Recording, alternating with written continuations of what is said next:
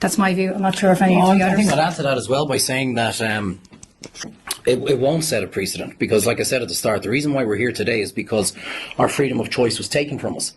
If I had the other three candidates to pick and choose from, there's no way I'd be sitting here today saying spoil the vote. Yeah. I think what's so really important is that this message goes straight back to the government, that we're here today because of how the government have basically looked down at the people of this country and said, it's a bit like Henry Ford. You can have whatever colour car you want as long as it's black. Well, the government have basically told us you can have whatever president you want as long as it's one of the ones we tell you to vote for, and that's not on.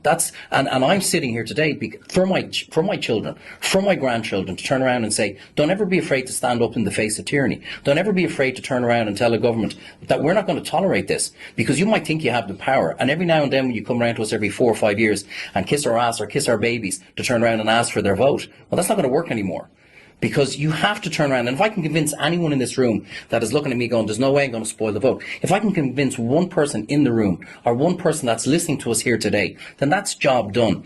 This is about democracy. This is about future generations. This is about turning around to people saying, under no circumstance can a government tell you who you can vote for, because where does it stop? When you ask, will this set precedent of spoil your vote?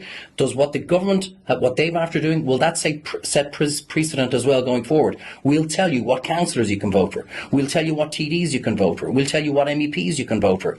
Well, Micheál Martin, Simon Harris, that's it, it's done. We're not tolerating this anymore. We're standing up, and under no circumstance are we going to let you dictate to us how we live our lives. So what sort of